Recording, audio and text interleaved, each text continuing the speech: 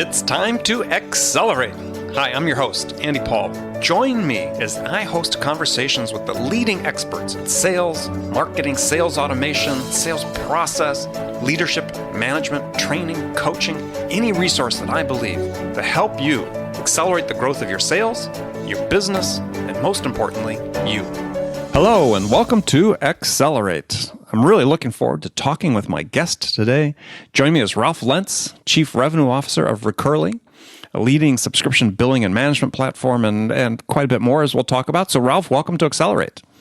Andy, great to be here. Great to join you. So take a second, introduce yourself, maybe tell us how you got your start in sales. Sure. So I've been in sales ever since I got out of college. I originally started off as in a marketing job for a couple months, realized that wasn't for me. I grew up in a sales household. My dad was a sales guy his whole career. And what did he sell? He was actually in tech before it was really tech. So he was kind of he worked for Unisys and Burroughs and Sperry, Univac back in the days. So wow.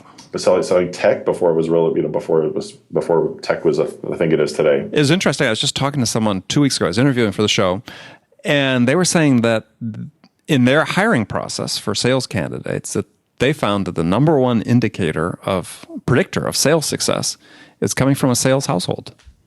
I had not heard of that, but maybe it is in your DNA, and I think it kind of is on at least for me. And it was interesting when I first got into sales, I totally resisted it. I really didn't want to do it because you don't necessarily want to do what your dad did. But I gave it a shot, and it felt instantly right. So I knew it was the right thing for me. So that's how I got into it. And actually, my first job was as an inside sales rep. And this is before inside sales was the thing it is today. Mm-hmm. And what were you selling at that point? This was selling it was a precursor to Inside View or Hoover. So it was a database of company names. Mm-hmm. A company called Information Access was part of Ziff Davis. Oh yeah, I remember those guys. Yeah, and so it was selling, but it was doing it over the phone, which was at the time no one did it. Of course, I think back then it was called more telesales or telemarketing. Telemarketing, right? Which we all cringed at. But I could see back then this was a much more efficient way to sell. Now, mind you, that being said, we also had a field sales organization. I ended up progressing and ended up being a field sales rep for them. But I started off as inside, and it was a great training ground for me. Now, did you say you regressed to become a field sales or progressed? You could take it as either way, right? Okay.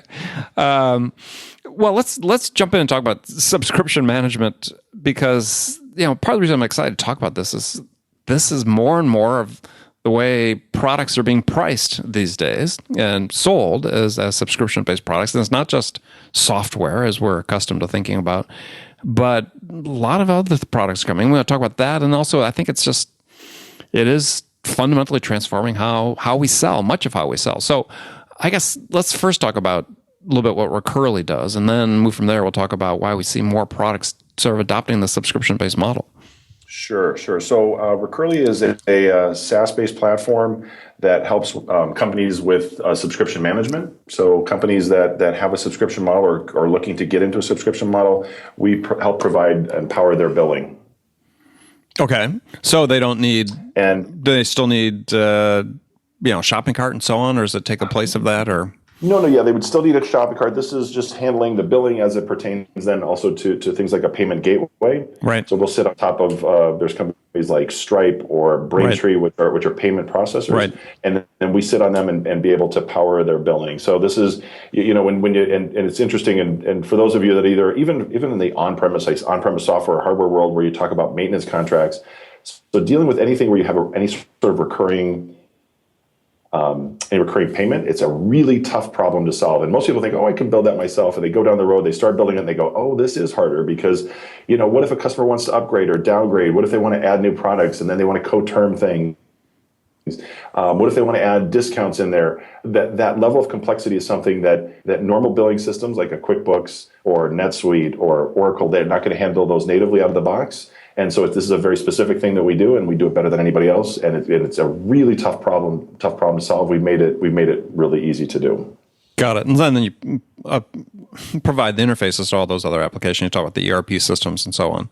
Exactly. Okay.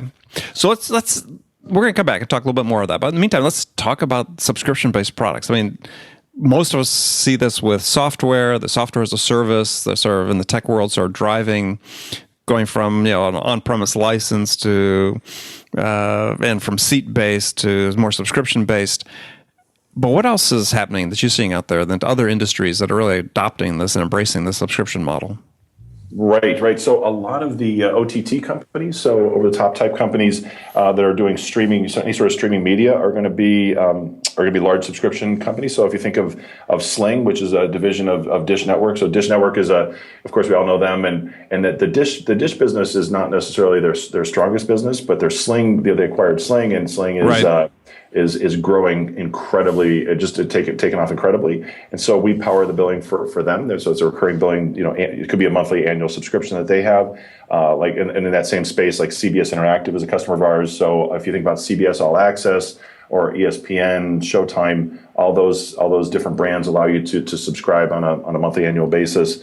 But then you get companies like that are box of the month clubs. Those have just taken off just incredibly. And there's companies like Loot Crate, which is sending a lot of tech products to someone every month, or BarkBox, which is for dogs, and Roxbox, which is jewelry. Those are all sold on a subscription basis. There's companies like Twitch, which is watching people play video, paying to watch people play video games. Right. Which I find very interesting, by the way. Interesting, and I personally don't do it, but they have thousands and thousands of customers that do that. And hundreds of thousands, on a monthly basis. So it's touching almost every part of our economy, and it's interesting that every day we get new companies, big companies that are wanting to that aren't in the subscription business, but they say, hey, look, we want to get in there, and how do we start? And then that's where we jump in. Yeah. So give me an example or ideas of some sort of traditional big companies that make conventional products that are sort of making that migration. Yeah. A good example is Restoration Hardware. So Restoration Hardware, and they're not a customer of ours just yet. We're working on that. That Restoration Hardware, is a traditional retail company, and they said, what, that Costco model is not a bad one, where people pay an annual fee to join Costco, and then right. And because of that, you get access to Costco and good deals. So Restoration Hardware, about I want to say maybe 6 months ago at this point, introduced the notion of paying an annual fee, pay a subscription fee to join a special club with Restoration Hardware, and it gets you access to better, because they don't do sales anymore. So the only way you get a sale is if you join this quote unquote club on an annual basis. Interesting. So I wasn't necessarily thinking of them as one. Spirit Airlines, for example, is getting into subscription as well. So if you join their club, you get access to better pricing. But again, it's on a recurring basis that you join this club, if you will. And any on a B2B basis, other than software, sort of more conventional, traditional businesses you see jumping into it? Trying to think of none that come to mind. Yeah, none that come to mind. But again, just SaaS is just so prevalent. So HubSpot is probably one of our bigger B2B customers, for example. Yeah, no, HubSpot.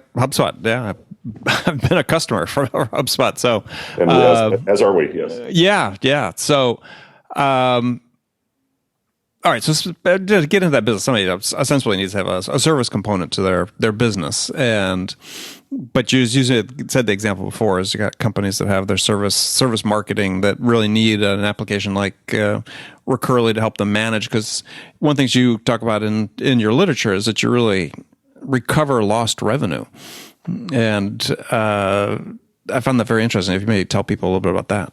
Yeah, so with it's kind of a little bit of a special sauce that Recurly has. So for example, I think we've all seen situations. We have a gym membership, and our credit card, it had the date expired, and they had to, and of course you need to change it.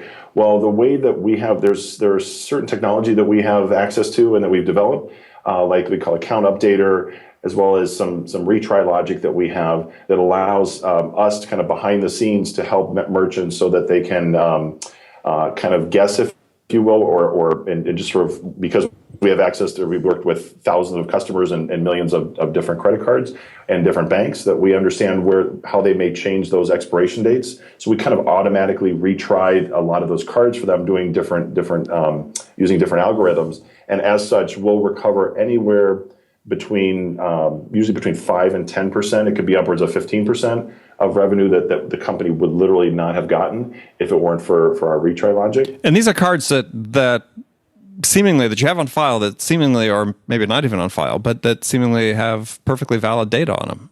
Exactly. And so now, if it's a hard decline because you haven't paid your bills, or that's one thing, right? But this is for good cards where they normally should have gone through, but just because of a date or some other soft reason that we will retry it and get it approved for the merchant, and they don't even know that it's happening. But we do this behind the scenes. Yeah, and you say that there are over 2,000 ways a credit card transaction can fail. Exactly. That's pretty daunting. When you take credit cards online, that is a pretty daunting proposition. And so we're kind of, this is one of our areas of specialty, but in terms of the recurring billing world. So very interesting. And then how about managing churn within your subscriber base besides the credit card failure? So this is a case of understanding where what plans are working well and which are not. So this is through the analytics we have. So it's really comparing which so let's say you're going to go out with two different subscription plans. You're going to want to know which plans are working well, which ones aren't, and then having the data to make the better choice. And then also understanding when you do see people that are churning, you can determine. You look at the reasons that they're churning, and that's again through the analytics we have that allows people to make better decisions on new plans and then changes to plans that they're going to be making. Right. Now, when you look at how you sell your own product, I presume you use a SaaS model, right? Absolutely. Yep. So, what are the biggest challenges for you in scaling your sales team?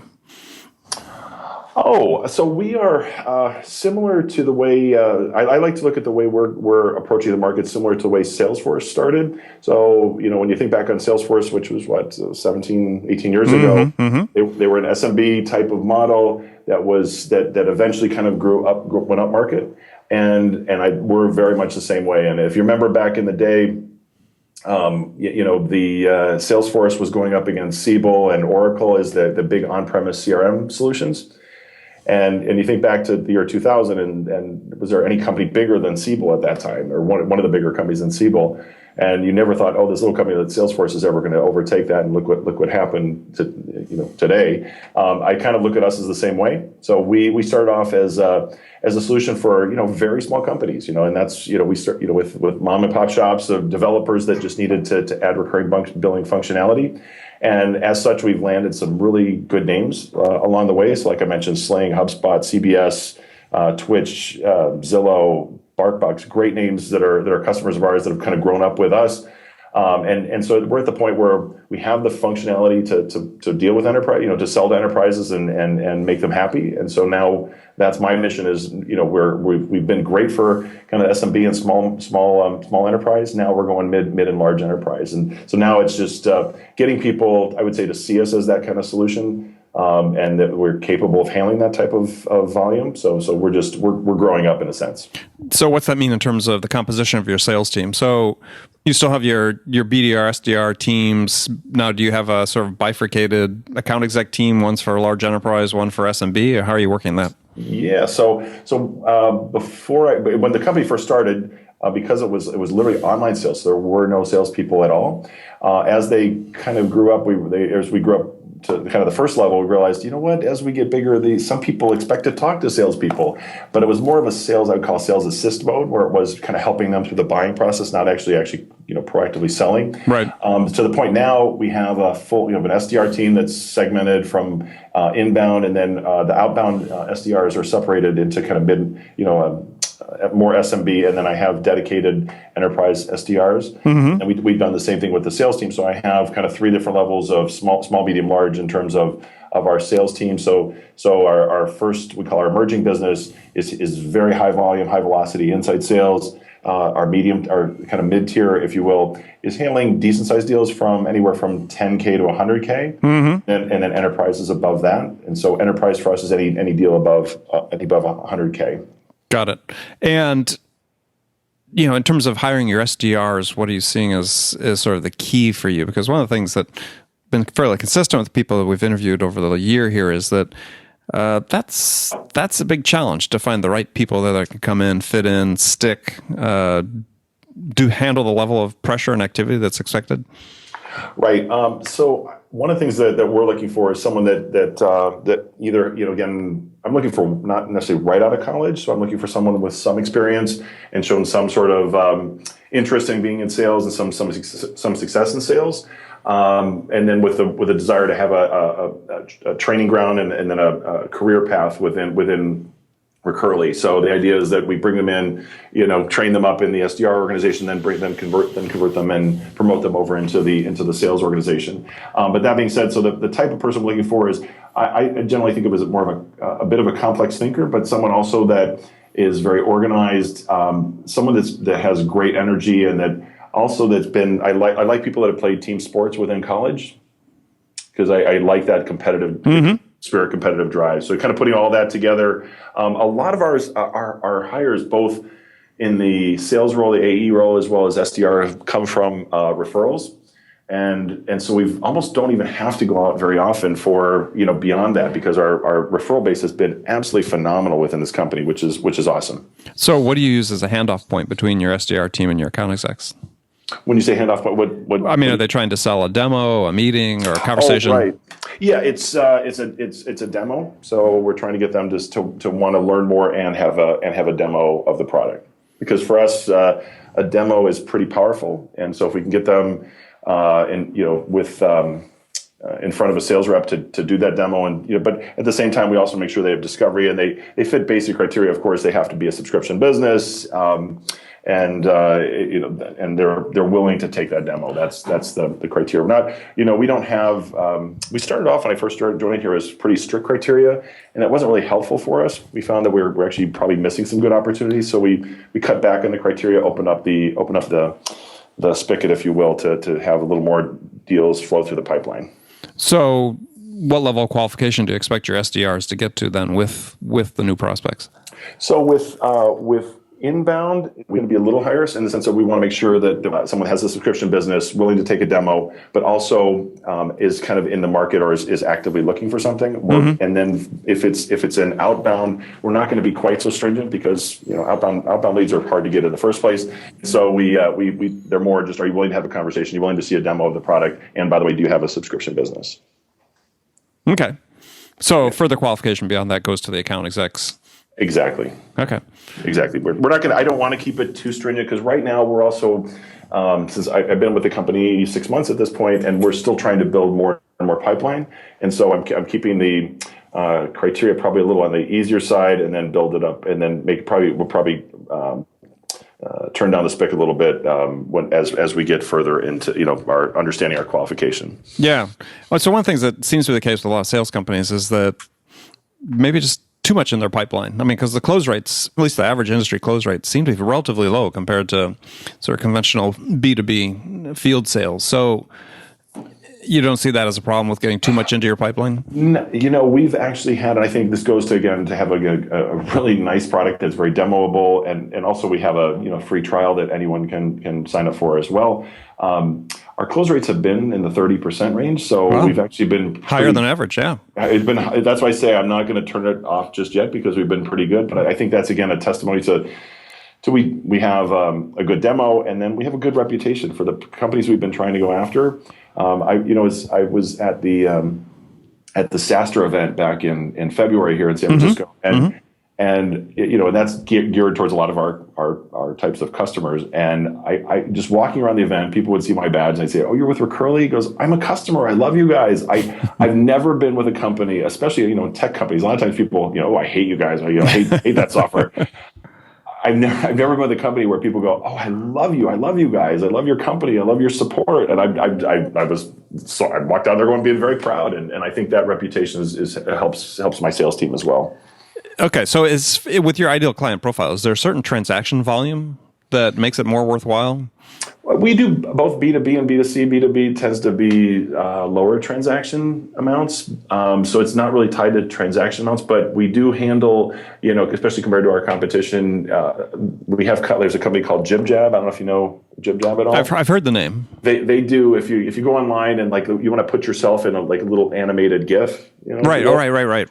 That's what they do. So it's a very high volume transactions. Right. And we're one of the only companies that could handle a transaction volume like that. Got it. So if you had to just sort of last point about Recurly is paint out a ideal client profile, what it would look like. Again, anybody doing subscription billing that is looking for quick time to value. So we're again thinking of us versus us as the Salesforce. Salesforce, you get up and running very quickly. Generally, if it's for most companies, as opposed to a Siebel or Oracle type of solution. We're also quick. If they want to get quick time to value and they want to get up to running and up to speed quickly and not spend a year long in implementation, that's going to be a good fit for us. And then if you have one or even multiple types of different subscription models, whether it's you're selling by seat, by tier, by usage, whatever sort of way you bill, we're going to be able to handle that. So one plan can handle all the different billing models? Yes. Excellent. Okay. Well, good. We're going to take a short break. We're going to come back and talk some more with my guest, Ralph Lentz, right after this. Hi, this is Andy. Connect and Sell is used by sales reps at nearly 1,000 companies, including hundreds of technology startups and several Fortune 500 companies, to overcome the challenges of getting prospects on the phone. Companies using Connect and Sell grow their revenues faster by enabling their sales reps to have more sales conversations in 90 minutes than they could otherwise achieve in an entire week. Connect and Sell can be deployed directly to your sales reps, or you can take advantage of their outbound on-demand service, which delivers qualified prospect meetings scheduled directly on your sales reps' calendars. Visit connectandsell.com to learn more about how Connect and Sell can start filling your pipeline today. Welcome back. Talking to my guest today, Ralph Lentz, Chief Revenue Officer of Recurly. So now we move into the last segment of the show where I've got some standard questions I ask all my guests. And the first one is a hypothetical scenario I pose that in the scenario, you, Ralph, you're the star of the show. You've just been hired as a new sales VP at a company whose sales have stalled out. And I don't think that was the case with Recurly, but in this case, a company whose sales have stalled out, the board, CEO really want things to get unstuck and back on track in a hurry. So if you thought about your first week on the job, what two things could you do that would start having the biggest impact in terms of start turning things around? Wow, that's a good question. So I'd first make sure do we understand our true value proposition? Is this something that is this something really people want to buy, or is this something that's just a nice to have? Do we understand the true value that we're trying to get across that people are going to buy? So I look at the product in the market, making sure this is an available or a product that fits a need in the marketplace. Mm-hmm. And then, so it's looking externally and then looking internally as well, and saying, all right, what does the sales team look like right now? Why are they not selling? And finding out the reasons. What's holding them back from crossing the finish line. So I think you need to look both internally and externally. Okay. All right. Good. So now I've got some more rapid fire questions. You can give me one word answers if you want, or you can elaborate if you wish. So The first one is, when you, Ralph, are out selling your product at Recurly, what's your most powerful sales attribute? Let's see. I would say selling value. Okay. And how's that come across? Is really understanding their business, understanding their pains, and then how we can help grow their business and offer them functionality that's going to help them bring in more subscription revenue. Okay. So I probably know the answer to this question. We'll ask anyway. Who is your sales role model? To begin, starts with my dad. Sure. And then from a sales leader perspective, as I said earlier, my dad was a sales guy, and so so I learned a lot from him as a sales rep. And then I had I worked at Computer Associates CA for over 10 years, and my boss for most of that time was a guy named John McCarran out of the Philadelphia area. A great sales leader, kind of an old school sales guy, but just from his style and from the way he led salespeople and motivated people, I would like to be half as good as he was. So tell me one thing he did that was so good that you emulate. I think people, whether it's customers, whether it's prospects or people on your team, people learn and respond to stories. And he was an older guy and had a lot of stories and a lot of powerful stories that really resonated, whether it was in the sales process or trying to manage people. And I still reference some of his stories to this day, which I probably some I probably couldn't say on this, couldn't say here, but they made an impact, and I kind of relate those stories to people that work for me, and so I would like to be half as good a storyteller as he was. Is there anything you do to get better at it? Well, I think it's just practice. I think it's part of it, and I think it's also having those life experiences that you can then share with people. I think is part of it. So the older you get, the more stories you have. I think the more you can share with people, and those war stories are really what help people relate. And and leading a sales team, it's funny is and you probably can relate to this. If someone has not been in sales, or a sales rep can pick that up in a second, and so it's I've been a sales rep. I had a quota. I've had that quota on my back. So I can understand. I can totally empathize with a rep and sharing those stories with them. They go, okay, I can get it. You've been here before. Yeah, it seems to be one of the issues that pops up with more frequency these days is this issue of sales managers who are maybe analytical, good with following the metrics and the dashboards, but never been in sales. I think it's hard to get credibility from a sales team if you've never done it. And there are probably other areas, other functional areas where that's not as important. But I think with sales, you just have to understand what the pressure is like to have a number on your back. And if you're a sales leader and haven't had it, I think it's a lot tougher. Yeah, I agree. I agree 100%. All right, so one book every salesperson should read.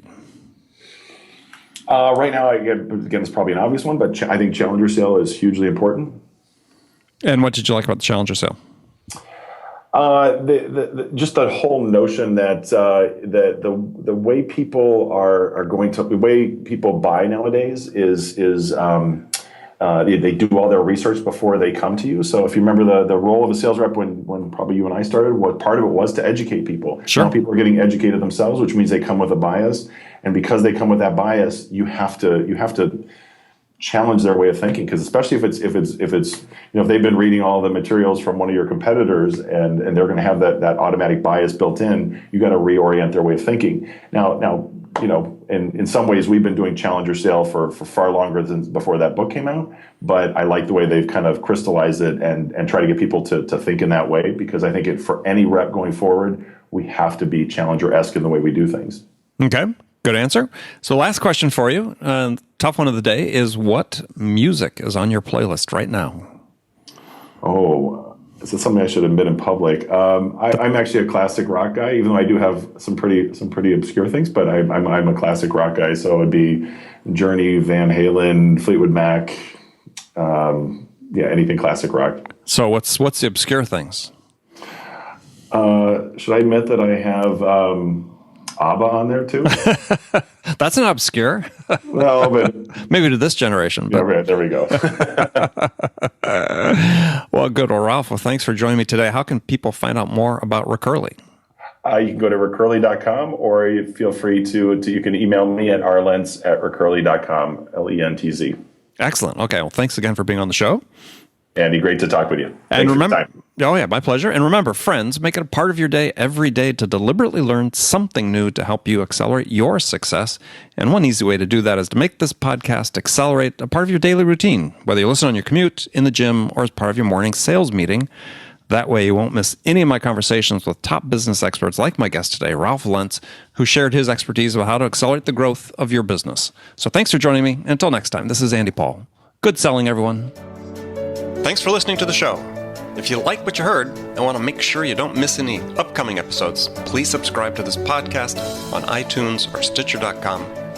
For more information about today's guest, visit my website at andypaul.com.